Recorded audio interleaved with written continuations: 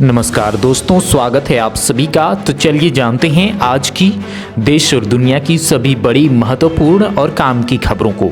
उससे पहले अगर आपने अभी तक इस वीडियो को लाइक नहीं किया तो लाइक जरूर कर दें, साथ ही इस चैनल को सब्सक्राइब कर दें। पहली बड़ी खबर देखिए, दिल्ली में आवारा कुत्तों के हमलों को लेकर सुप्रीम कोर्ट ने सख्त रुख अपनाया है। कोर्ट ने कहा कि कुत्ते के काटने पर भारी मुआवजा तय किया जाएगा और इसकी जिम्मेदारी स्थानीय प्रशासन की होगी। कोर्ट ने दो टूक कहा, जो लोग कुत्तों के नाम पर चिंता जताते हैं वे अपने अपने घर पर रखें, सड़कों पर छोड़ना गलत है। यह फैसला आम लोगों की सुरक्षा से जुड़ा है क्योंकि हर दिन बच्चे और बुजुर्ग कुत्तों के हमलों का शिकार हो रहे हैं। इसके अलावा IRCTC ने ट्रेन टिकट बुकिंग के नियम सख्त कर दिए हैं। जिन यूजर्स के अकाउंट में आधार लिंक नहीं है वे तय समय पर टिकट बुक नहीं कर पाएंगे। यह नियम फर्जी बुकिंग रोकने के लिए लागू किया गया है। बिना आधार वेरिफिकेशन के टिकट बुकिंग सीमित कर दी गई है, जिससे आम यात्रियों को परेशानी हो सकती है। इसी से जुड़ी दूसरी अहम जानकारी UPI यूजर्स के लिए है। गूगल पे, फोन पे और पेटीएम पर नए नियम लागू हो चुके हैं। बार बार गलत पिन डालने, संदिग्ध ट्रांजैक्शन या नियमों की अनदेखी करने पर UPI अकाउंट ब्लॉक किया जा सकता है। अकाउंट ब्लॉक होने पर ना पैसे भेजे जा सकेंगे और ना निकाले जा सकेंगे। इसी के साथ अगली खबर देखिए, अब बैंकों से जुड़ा बड़ा बदलाव सामने आया है।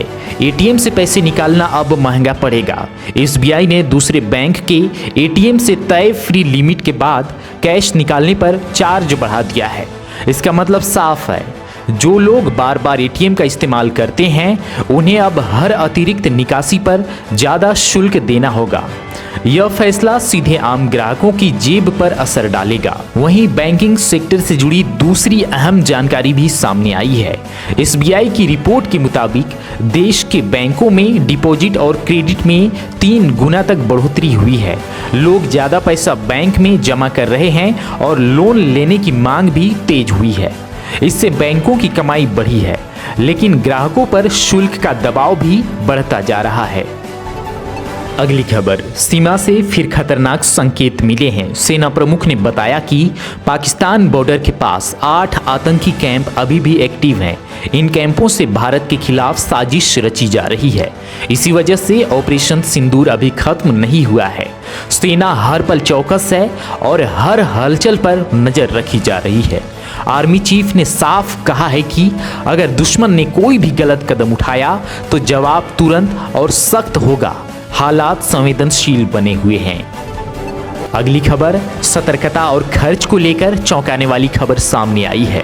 प्रधानमंत्री नरेंद्र मोदी ने आज अपनी नई ऑफिस में शिफ्ट कर लिया है, जो कि बहुत बड़े खर्च से तैयार की गई है। इस नए PMO भवन पर करीब 1189 करोड़ रुपये खर्च किए गए हैं। सरकार का कहना है कि इसे VVIP ट्रैफिक की समस्या खत्म करने और सरकारी काम को तेजी से आगे बढ़ाने के लिए बनाया गया है। लेकिन आम लोग इसे लेकर चिंतित हैं और नाराज भी, क्योंकि जनता के पैसों से बनाई गई इमारत पर इतना भारी खर्च कुछ को अनावश्यक लगता है।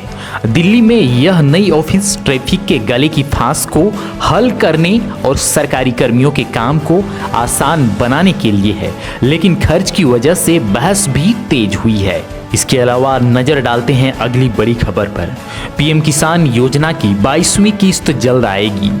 सरकार सालाना 6,000 रुपये देती है, जो 3 हिस्सों में 2-2 हजार रुपये के रूप में किसानों के बैंक खाते में सीधे ट्रांसफर होती है। 21वीं किस्त 19 नवंबर 2025 को भेजी गई थी। अब 22वीं किस्त का पैसा जनवरी से मार्च 2026 के बीच आने की उम्मीद है। अब एक बड़ा बदलाव ये है कि पति और पत्नी दोनों को अलग अलग पैसा मिलेगा। पहले केवल एक सदस्य को ही लाभ मिलता था। इसके लिए किसान की eKYC और फार्मर ID अपडेट करना जरूरी है। अगर किसान पात्र हैं लेकिन KYC नहीं पूरी है तो पैसा रुक सकता है, जिससे खेत का काम और परिवार का खर्च प्रभावित हो सकता है। अब आइए देखते हैं यूपी से बड़ी खबर। CM योगी आदित्यनाथ ने कहा कि मैं हिंदू होने पर गर्व महसूस करता हूं। उन्होंने जोर देकर कहा कि किसी को गुलाम नहीं बनाया गया, सभी धर्मों और समुदायों का सम्मान किया जाता है। उनका कहना है कि समाज में भेदभाव नहीं होना चाहिए और सबको समान अवसर मिलना चाहिए। इधर वाराणसी के दाल मंडी इलाके में बुलडोजर की भारी कार्रवाई हुई। प्रशासन ने 186 से ज्यादा अतिक्रमण हटाए ताकि सड़कें और बाजार साफ हों और आम लोगों को सुविधा मिले। इससे साफ है कि यूपी सरकार कानून और सफाई दोनों पर सख्ती से काम कर रही है ताकि लोगों की रोजमर्रा की जिंदगी बेहतर हो। अब एक जरूरी अपडेट आपके लिए, ब्लिंकिट ने अपनी 10 मिनट में डिलीवरी वाली गारंटी हटा दी है। पहले यह दावा था कि जैसे ही आप ऑर्डर देंगे सामान 10 मिनट में घर तक पहुंच जाएगा, लेकिन कर्मचारियों की हड़ताल और सरकार के दखल के बाद यह नियम खत्म कर दिया गया है। अब ऐसा लग रहा है कि जेप्टो, स्विगी और जोमेटो जैसी दूसरी डिलीवरी सर्विस भी समय सीमा नहीं रखेंगी। मतलब अब सामान आने में पहले जैसी तेजी नहीं रहेगी और आपको थोड़ा इंतजार और प्लानिंग करनी पड़ेगी।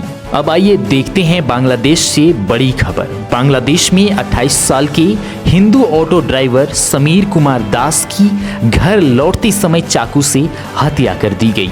यह घटना इसलिए भी चिंताजनक है क्योंकि सिर्फ पिछले 23 दिनों में 7 हिंदुओं की हत्या हो चुकी है। लोगों में डर और असुरक्षा की भावना फैल रही है और परिवारों का रोजमर्रा का जीवन प्रभावित हो रहा है। स्थानीय हिंदू समुदाय ने भारत सरकार से मदद मांगी है ताकि उनकी सुरक्षा सुनिश्चित हो और उन्हें भय के बिना जीवन जीने का अधिकार मिल सके। पुलिस ने अभी मामले की जांच शुरू की है। तो आप यहां पर देख सकते हैं कि बांग्लादेश में हिंदुओं पर अत्याचार थमने का नाम नहीं ले रहा है। आपका इस पर क्या राय है, हमें कमेंट करके जरूर बताएं। इसके अलावा अब सावधान हो जाइए, उत्तर भारत में कुदरत का कहर अब जानलेवा हो चुका है। कड़ाके की ठंड और बर्फीली हवाओं ने उत्तर प्रदेश में 2 लोगों की जान ले ली है, जो इस मौसम की सबसे डरावनी चेतावनी है। राजस्थान के माउंट आबू में पारा गिरकर -4.4 डिग्री सेल्सियस पर पहुंच गया है, जिससे मैदानों में बर्फ की परत जम गई है। वहीं उत्तराखंड की पहाड़ियों में बहते झरने पत्थर की तरह जम चुके हैं। हरियाणा के गुरुग्राम में तापमान 0.6 डिग्री सेल्सियस तक गिर गया है, जबकि बिहार के 8 जिलों में कोल्ड डे का संकट है। पंजाब और हरियाणा में रेड अलर्ट जारी है और दिल्ली एनसीआर में 15 जनवरी तक स्कूल बंद कर दिए गए हैं। अगले 48 घंटे जानलेवा शीतलहर का खतरा बरकरार रहेगा। अब सुनिए, सोना और चांदी की कीमतें लगातार ऊंचाई पर पहुंच गई हैं। सोना 1,40,000 रुपये प्रति 10 ग्राम, जबकि चांदी 2,63,000 रुपये प्रति किलो तक पहुंच गई है। अचानक बढ़ोतरी ने आम लोगों की जेब पर भारी असर डाल दिया है। शादी ब्याह, त्योहार या गहनों की खरीद अब और महंगी हो गई है। एक्सपर्ट्स का कहना है कि यह वैश्विक मार्केट और निवेश की बढ़ती मांग की वजह से हुआ है। अगर योजना बना रहे हैं गहने खरीदने की तो सावधानी बरतें, क्योंकि इन रेट्स ने आम आदमी की बचत को भी खतरे में डाल दिया है। इसके अलावा सोचिए, अगर दुनिया के 2 बड़े देश व्यापार में नियम बदल दें तो हमारा रोजमर्रा का सामान भी प्रभावित हो सकता है। अमेरिका और ईरान के बीच नया नियम लागू हो गया है। डोनाल्ड ट्रंप ने कहा कि ईरान से व्यापार करने पर 25% तक टैक्स लगेगा और इसमें भारत भी शामिल है। इस फैसले के बाद ईरानी मुद्रा की कीमत काफी नीचे चली गई है। इसका असर भारत में तेल और अन्य जरूरी चीजों की कीमतों पर भी पड़ सकता है। व्यापार करने वाली कंपनियों को अब नए नियमों के हिसाब से तैयारी करनी होगी। अगली खबर, दिल्ली के ओखला मस्जिद कॉलोनी में यूपी सरकार ने लगभग 300 घर सील कर दिए हैं। रहवासी कहते हैं कि उनके पास आधार और वोटर आईडी सब कुछ है, फिर भी उनका सामान फेंक दिया गया। लोग डर और आश्चर्य में हैं कि दिल्ली सरकार क्यों चुप है। सीलिंग के बाद परिवार बाहर निकलने और अस्थायी रहन सहन पर मजबूर हुए।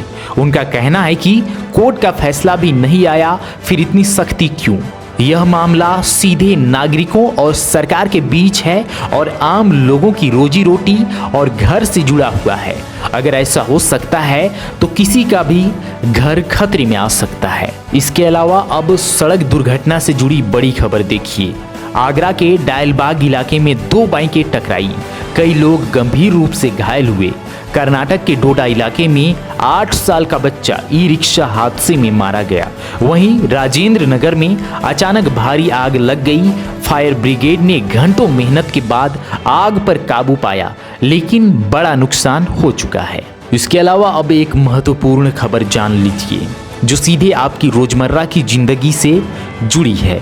सरकार और किसान मिलकर गोबर से बड़े पैमाने पर बायोगैस बनाने की योजना चला रहे हैं। अगर यह सही से लागू हो गया तो तेल और एलपीजी पर हमारी निर्भरता बहुत कम हो सकती है। गोबर को प्रोसेस कर बायोगैस बनाया जाएगा, जो खाना पकाने, रोशनी और मशीन चलाने में इस्तेमाल हो सकेगा। यह कदम खासकर उन लोगों के लिए बड़ा हित में है जिनके घरों में एलपीजी सिलेंडर महंगा पड़ता है या गैस की कमी रहती है। साथ ही इससे पर्यावरण को भी फायदा मिलेगा, क्योंकि गैसीय प्रदूषण कम होगा। सरकार का दावा है कि अगर सब ठीक से काम हुआ तो घरों का खर्च घट सकता है और हम पेट्रोल, डीजल और गैस जैसी चीज़ों पर कम पैसा खर्च करेंगे। यह बदलाव आम आदमी की जेब और दैनिक खर्च दोनों को सीधा असर करेगा।